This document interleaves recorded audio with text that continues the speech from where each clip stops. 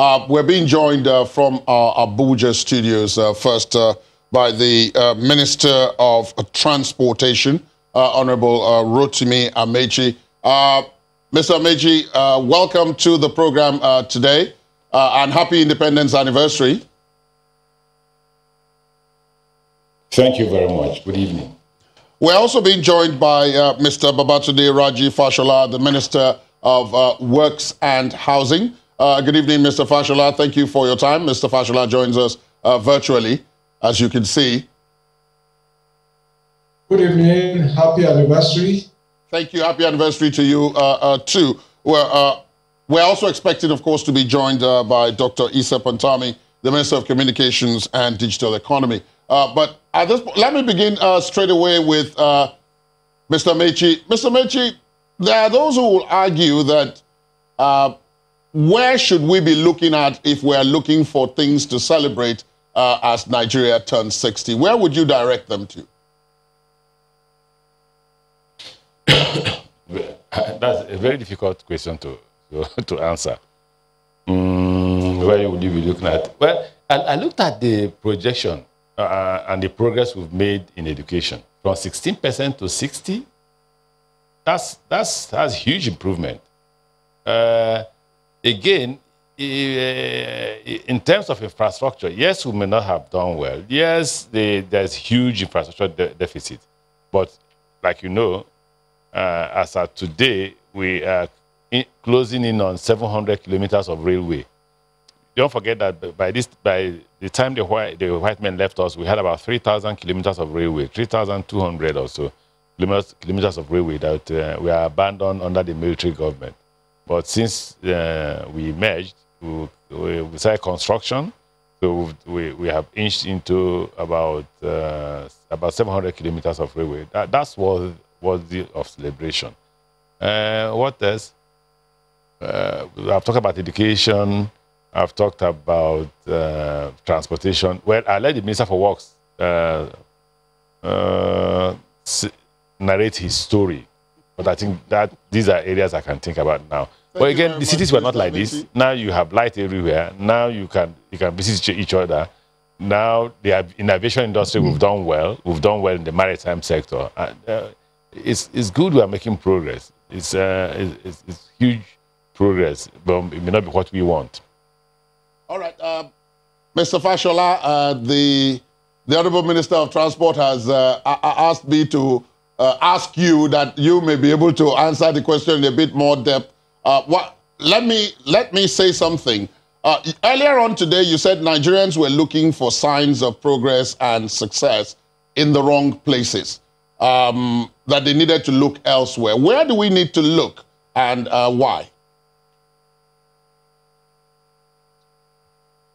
I was answering a question about, and the question that was framed, excuse me, was whether the question was framed that I had somewhat performed magic in Lagos, and that was the context in which I was speaking. That the services that our government then rendered were probably more closely felt by Lagosians rather than people from other states, and that perhaps some of the things that people crave more closely that affects their life on a more daily basis, water supply, managing their refuse, primary healthcare, sanitation, primary education, were things that were closer and to them by the governments of the states and local governments. So that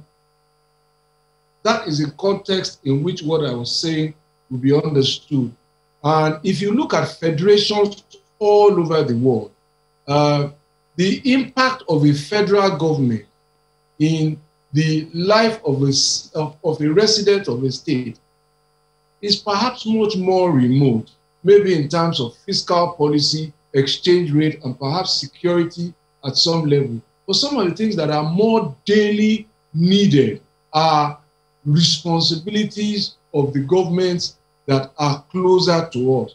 And I urge people, if I wanted more water, if I wanted better healthcare, if I wanted better primary and secondary education for my children. I will be more concerned in an election about who is going to be the governor of the state and the local government chairman where I live than about who will be the president. Because the president is not the one responsible for primary education. That was the point I was making. But Mr. Fashola, let me ask you a broader question now, because we're looking back 60 years. A ministry like yours is quite key. You're looking at works, you're looking at housing, infrastructure as well. And there's always this argument of policy and results. How do you match both of them together? Looking back in the last 60 years, are we any closer to bridging the gap between there's a policy for something and then we actually see the results or the implementation of it? Well, I think that if one followed the history of Nigeria that you have relayed, there was a period when we had bounty of oil revenues and they were invested in infrastructure. Infrastructure is so defining for our lives. It defines whether or not I can talk to you now. And that is something that Minister for Communication will speak about his broadband rollout. And it defines education, it defines healthcare, and so it defines how quickly we can do business. It defines whether we can clear our goods at the port better. So the ports we built in the 70s were built at the time when our economy was much smaller than it is today. So if you look at the 70s to now, that's about 40-something years. So it's like I tell people, there's no problem with Nigeria. The problem is that we haven't invested enough in infrastructure to cope with the size of our economic growth and the size of our population growth. So, and I tell people the best way I try to explain this is that just imagine me trying to wear the clothes I wore in the 70s. If I get into them at all, they will be uncomfortable. And that is the discomfort we're feeling. Happily, I am involved, so I know that tomorrow will be better. I know the commitment of President Buhari to expanding Nigeria's infrastructure. Governor Ameachi has told you about what he's doing about rail. I can tell you we have 671 road construction projects nationwide at different stages of completion. Next year, we are trying to deliver 748 kilometers over 22 roads. We have 120 kilometers left to finish those roads, but they are already in use. You can't use a rail halfway, right? But you can use a road while it's being constructed. And those who use those roads will tell you that already the journey times are reducing, even though we haven't finished. And there's a lot more to do. So clearly, for me, yes, yesterday is gone. Even in those 70s and 60s, we were complaining. We were reporting all sorts of disagreement and all of that, but they are now the glory years. But I am more concerned about looking forward to tomorrow, because I know that when the roads are completed, the rail is completed, Nigeria has 5 international airports being expanded simultaneously by Hadi Sirika. So the broadband plan is coming. Life will be much more comfortable as we go on. It's unfortunate that there is no oil bounty now. We are doing a lot more with less, but as the results fructify, this will be a better place for all of us. Let me return to Mr. Ameachi and talk about the rail that you touched on briefly in your opening statement. What can you tell us about what the idea behind the rail issue is? You talk about Lagos-Ibadan, Ibadan-Kano, and the one from Calabar upwards, and then the one I think that joins the east to the north. What's the binding idea behind this, and what's it going to do for the country? Well, I think that there will be no economic development if you don't deal with logistics completely. That's why you see people are rushing into Lagos, because it's closer to the water. Now, if you don't deal with logistics, just imagine what's happening at Apapa. The madness in Apapa over movement of cargoes and movement of goods is because of the poor road network. Now, so if you complete Lagos to Kano, the Lagos to Kano has the capacity to move as many million tons of cargo as possible. Currently, the total good capacity for Lagos for those who are importing from Lagos to Kano is about 30 million tons of cargo in a year. The capacity of Nigerian Railway Corporation as of today is about 200,000 cargoes per year. That's appalling. So if you want to make the factors of production to be cheap and make our goods to be competitive, then you must provide logistics, either the road or by air or by railway. But the cheapest form of transport in this regard, among these three, is railway, because it's subsidized by the government. So what's the idea of complying with instruction by the president that all seaports, all railway must terminate at the seaports? It's because you want to move your cargo. The moment you begin to move cargo, and you will see this transformation where people are now moving from Lagos to Ogun State and Oyo State. So once you provide this railway, three things will happen. The first is that people who can't afford accommodation in Lagos will now live in Ibadan or live in Abeokuta and transport to Lagos. You can leave, by the time we commission this project in January, you can leave Ibadan at 6 o'clock and arrive Lagos at 7:30 if that's where you go to, if that's where you work. Now, the movement of cargo will improve the industrial development of Nigeria. So those who want to establish industries around Lagos and they don't have enough land would move to Ogun State and or move to Oyo because they can move their goods quickly. In fact, the government will be prepared to put spurs for those who we think are participating in industrial development, manufacturing, and send spurs to them so that they can move their finished products to the seaport or to Lagos market or the nearest market possible. For when we complete it, because before the end of this year, we should be able to start the Ibadan to Kano.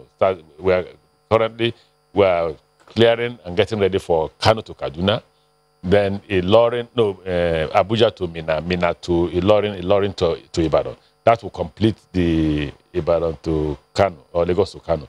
Then similarly, where you have about 2 seaports or river ports in Port Harcourt, you'll be able to transport a lot of iron ore deposits in the northeast, huge iron ore deposits in the northeast. So you just imagine that you provide this railway from here to the northeast. And what is from Port Harcourt to the northeast? You move from Port Harcourt, you go to Aba, you go to Mahia, you go to Enugu, you go to Makurdi, Lafia, Jos.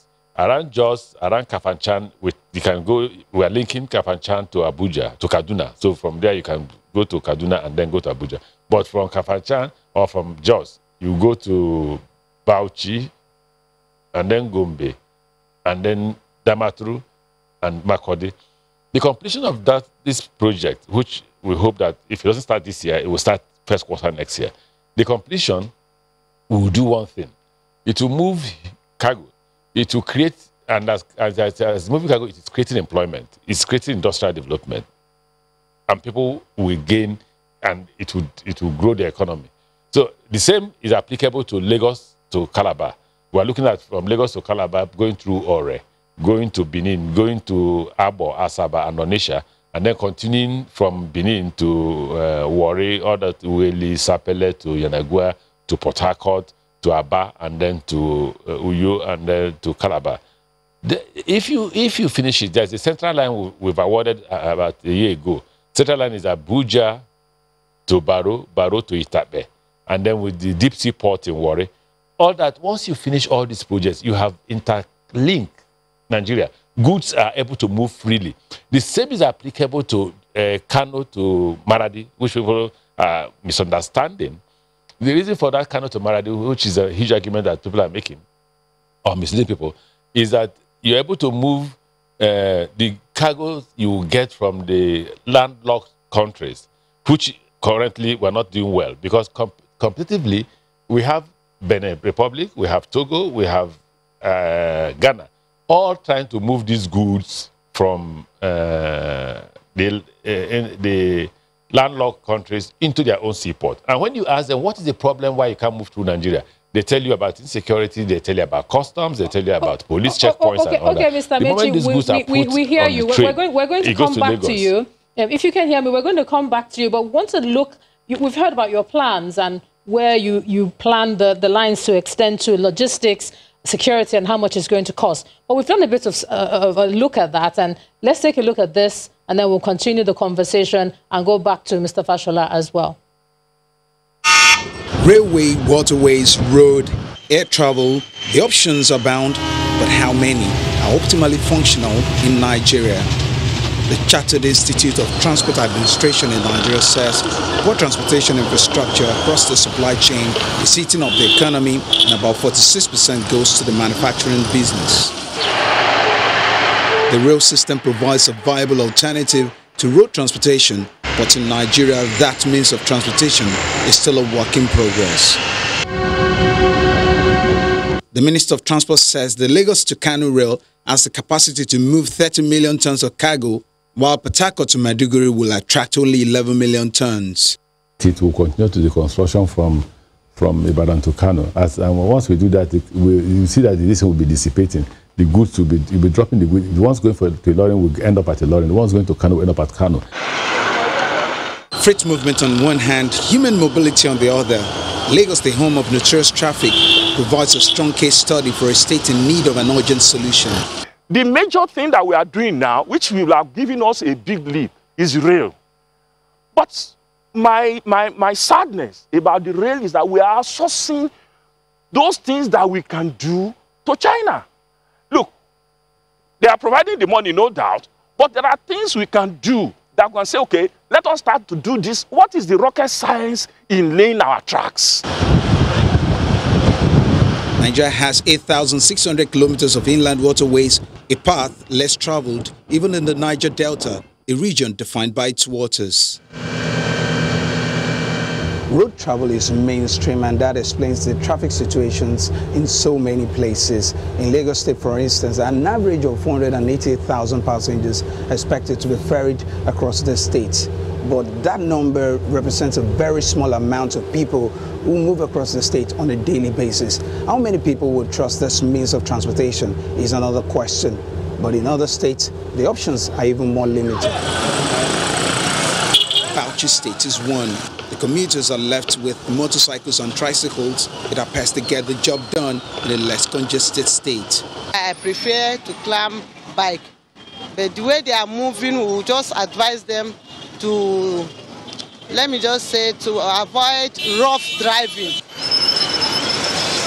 With efforts made so far to unlock Nigeria's economic potentials, there are still gaps. Budgetary allocations and other spendings in the transport sector may not yield the expected results if the means of transportation are not effective enough to connect cities on time for the realization of national goals. Dari Ido, Channels Television News. All right, we're back. Thanks for that. And Mr. Ameachi, you heard that. How do you react to it? Let me start by correcting the report that says I said that the railway from Lagos to Kano has the capacity to move 30 million tons of cargo. It has capacity to move hundreds of millions of cargo. What I said is that Nigerians move 30 million tons of cargo in a year. That's Nigerians, not the train. The railway has capacity to move hundreds and hundreds of millions of cargo as far as you can produce. But you know Nigeria is not productive as at now. So the railway is built to improve on production and reduce the cost of production. If you look at the report, I agree with that about 46% of cost of production goes to transportation. So what the federal government is doing is to provide this transportation so that you can reduce, if possible, the cost of transportation, which is given to the manufacture of goods from 46% to 5%. And that's why there's this emphasis on railway, because it's the easiest, quickest, and cheapest form of transportation of cargoes. Let me give you an example. To move any of our locomotives or coaches from Lagos to Abuja takes us 14 days. But the moment we complete the railway up to Abuja, the same day, in fact, you get to Abuja, to Lagos for Abuja in 6 hours if you leave Abuja at 6 o'clock on our railway at 120 kilometers per hour. Okay, Mr. Fashola, we're coming to you. We haven't forgotten you there. We also, indeed, we also took a look at infrastructure and everything just surrounding that particular ministry. Let's look at that, and then we'll come back, and then you can react to it. Infrastructures are important for faster economic growth and poverty reduction in a country. and they come in form of road and railway transport system, housing, ports, power, airports, pipe-borne water supply. Roads transport infrastructure are significant for the movement of goods and services, as well as the facilitation of infrastructure development. It would appear, however, that since independence in 1960, Nigeria has not been able to overcome the road network's deficiency, as the United Nations Development Programme, UNDP, in 2009, described Nigeria's road networks as the worst and among the deadliest in the world. Data from the African Development Bank shows that as of 1960, Nigeria had 6,500 kilometers of national road networks, and by 2010, the number had jumped to 197,000 kilometers, 18% of which was paved as of 2011. Up till December 2019, the Federal Ministry of Works and Housing, however, delivered over 2,075 kilometers of road, with some more than 5,000 other kilometers set for delivery by the end of 2020. Most of our roads have been asphalt roads, which in itself has not been bad. However, because of the peculiar nature of our topology, the curvatures and the nature of our roads in the south, the acidity, the alkalinity of roads, we've had problems maintaining those roads. Safe, secure, healthy, and inexpensive housing is a human right in the United Nations Habitat Agenda of 2001.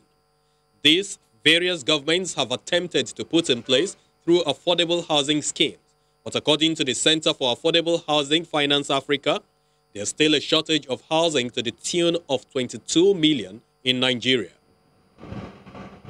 Through the efforts of the Federal Housing Authority today, just a little over 1,094 housing units have been completed with ongoing construction works across 34 states of the Federation. So you're not going to be able to do much stuff if you don't have the revenue. So, we wish that we have all these things, but they're not happening the way they should happen, and that's why we're relying on borrowing. The lingering deficit in the delivery of housing and road efficiency by successive governments since 1960 has been attributed to funding constraints. The Federal Ministry of Works, for example, says it requires some 600 billion naira to deliver 200,000 housing units per annum. Okay, there we have it. Mr. Fashola, just like you to react there. Again, we hear that resource versus the wish, what you want to do against how much you have to achieve it. Would you like to respond to what we have there? Okay, I'm going to start from the theme under the caption Diamond in the Rough. That's where I want to start. And if you've seen diamond before, it's always found in the rough. So you have to first get it out, clean it, and then polish it. That cleaning and polishing is what I am engaged in with my colleagues in the government of Nigeria today. So that diamond will be polished, and it will be what we want to see in a few years' time. That said, I made the point earlier about our underinvestment in infrastructure. The investment was not commensurate to our growth as in terms of population, neither was it commensurate to the growth in terms of businesses. And at one time in this country, I think in 2005, we had $12 billion available. At that time, these roads were bad. At that time, there was no rail. But what did we do as a matter of national policy? We chose to pay creditors to our own detriment. I can only imagine if I had the opportunity there with $12 billion in my hand, we would have built the rail, we would have built the roads. That said, what this government is dealing with, and which I am responsible for the road side, is infrastructure that will be enduring. Without the rail, we will not have roads that last, because trucks, heavy cargo is normally not meant for the road, normally. So the jurisdictions we want to be like don't transport fuel, they don't transport heavy cargo, they don't transport containers on their roads. So as I say, this is why I am so optimistic about tomorrow, that if we advance this significantly, there will be a better tomorrow. The final point I want to also make is that whilst the infrastructure is being built, people must pause to also understand and observe the economic impact. The reason why infrastructure is a linchpin for development is that it helps to distribute wealth. So from the man who owns a quarry to the man who owns land that is used as a borrow pit, every day trucks are moving to collect laterite, to collect sharp sand, to collect stones, to supply diesel, to supply iron rod, to demand cement. Other sectors of the economy are galvanized into productive activity. That is the first benefit of infrastructure development, and you will see it either on the rail tracks, you see it in the airports, you see it on the roadside. And this is a continuing undertaking that must continue for any nation that wants to live the quality of life we expect and we deserve. And this is what we're currently doing. Of course, it is tough to finance it. The global economy is in a difficult place, and we are employing a multiplicity of funding sources, from borrowing like the Sukuk, to tax credit, to taking export credit like Chinese loans. This is where we were. We lost the opportunity to invest $12 billion, and then we went back to borrow. And the problems haven't gone away, and they have to be dealt with.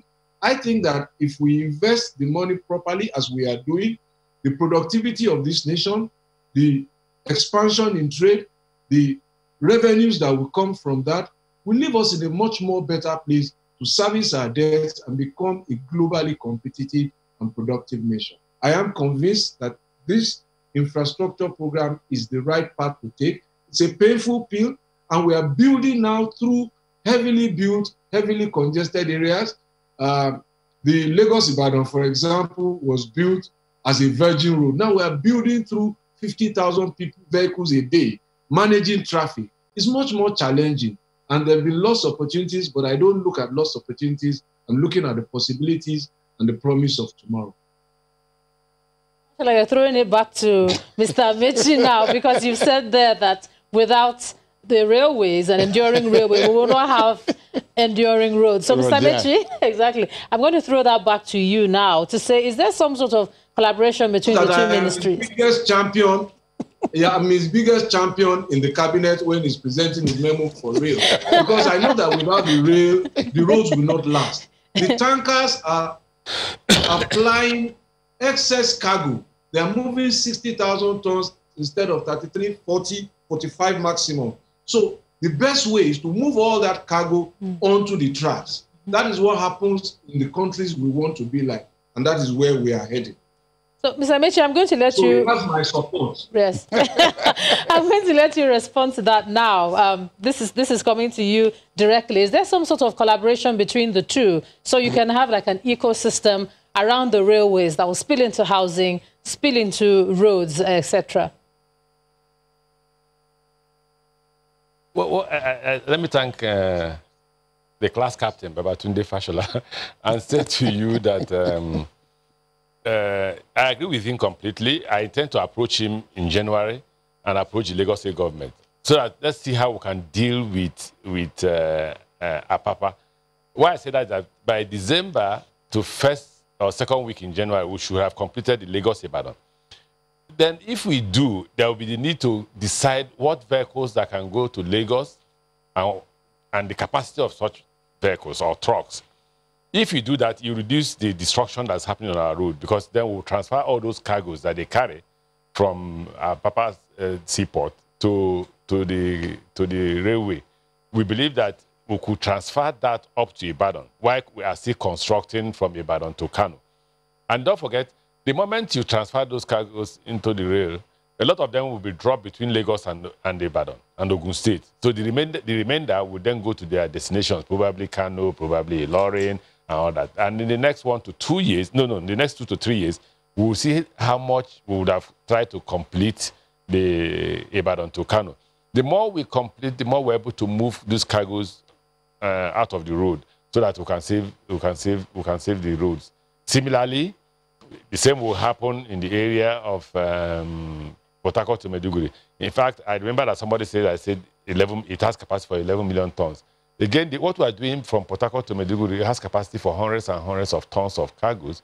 But for now, what cargoes that go between Port Harcourt and Maiduguri is about 11 million tons after the study that we did. So I agree completely with the Minister for Works, Babatunde Fashola, and say to Nigerians to be more patient with us, more understanding, and allow us complete the infrastructure development. I would like to end it here to say, look, it wasn't like this before.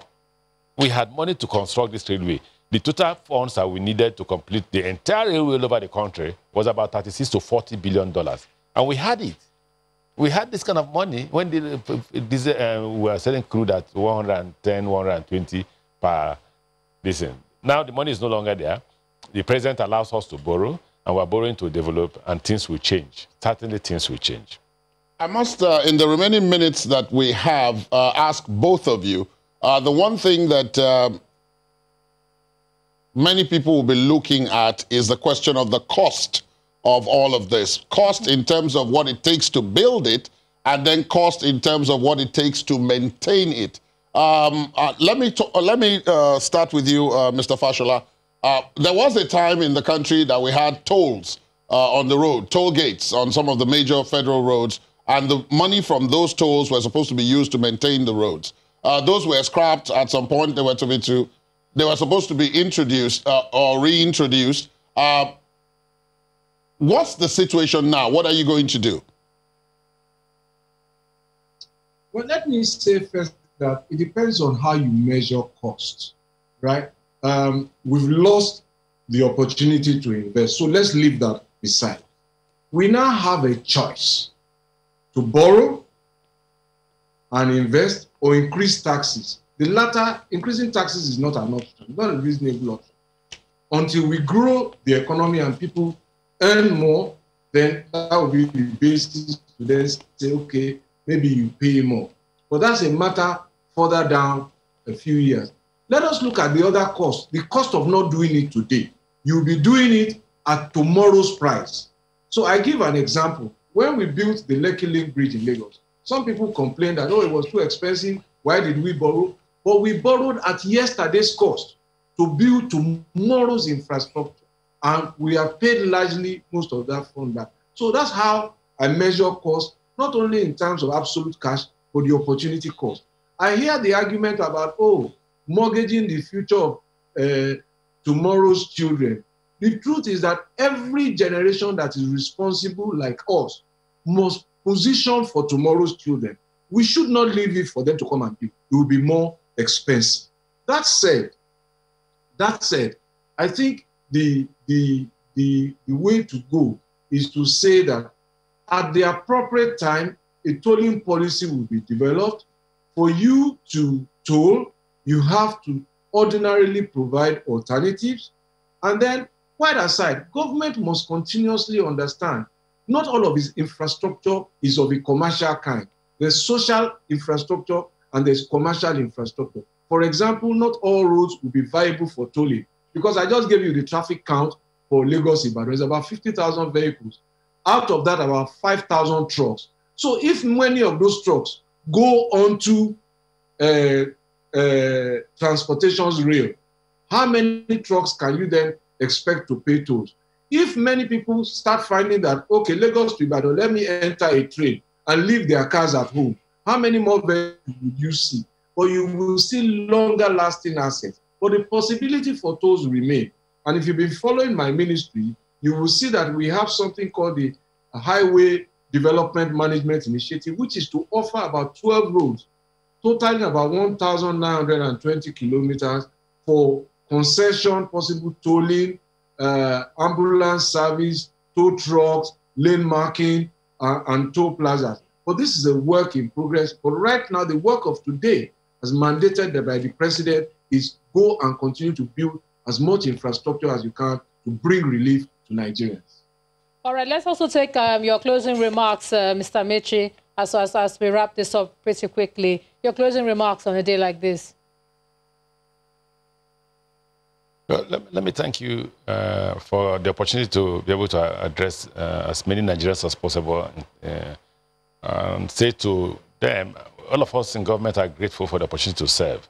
And we're grateful to God, we're grateful to the president, and we're grateful to Nigerians. And we say to you, on the side of railways and maritime, don't forget that what we met was not a seaport. What we met were river ports. The Apapa port is a river port. The Tinkan port is a river port. The Port Harcourt and Onne ports are all river ports, including Calabar and Warri. It is now that we're developing seaport. The first seaport that will manage in Nigeria is the Lekki Deep Seaport, which has capacity for about, the draft is between 15 and 16 to 17 meters deep. So you can take, because they've stopped all these small ships now, they're bringing very big vessels. Now these vessels anchor in the ocean, and then we transfer to smaller ships that bring them to Nigeria, which is bad. So by the time we complete the Lekki Deep Seaport, I should go to see the Lekki Deep Seaport before the end of October to see how far they have gone. By the time we conclude that, then we'll be able to take on those vessels that have the 17-meter draft. Similarly, the president has approved that we'll construct a deep sea port in Bonny, which will start by next year. And if we do that and complete it in 2 to 3 years, that is huge improvement. And the same way he has approved that we'll construct with Warri Deep Sea Port. So all I'll say to Nigerians, let's be more understanding and calm. We're looking for money. Nobody wants to mortgage Nigeria. We all love Nigeria the way they love Nigeria. But if you don't borrow, this seaport that today we're doing at the deep seaport in Bonny is about $500 million. The one in Lekki Deep Seaport is about $1.something billion. It will be twice the cost by the time if we don't borrow to do them. And for the deep seaport, we're not borrowing. We're not borrowing. It's under PPP, and it's being consulted and funded by a Chinese company. The one in Port Harcourt is also not funded by government. It's not a loan. It will be funded by CCCC as part of their investments in Nigeria. The same with the one at the Warri Port. The only place we are borrowing money will be railways, and there's no way we can mortgage Nigeria. All the terms are carefully looked at by the Attorney General and his team, and then the Federal Ministry of Finance will borrow, and the Federal Ministry of Transportation will construct these railways. It is my delight to acknowledge the great stride that Nigeria has made, and I'm proud, very proud to be a Nigerian. Thank you very much. Minister for Transportation, Rotimi Ameachi, thanks a lot for joining us. Congratulations once again to all Nigerians. Happy Independence Day as well. Ladi? Let's also thank, of course, Babatunde Raji Fashola, Minister of Works and Housing. Very optimistic, both of them were, and we can only hope and pray that their dreams become reality.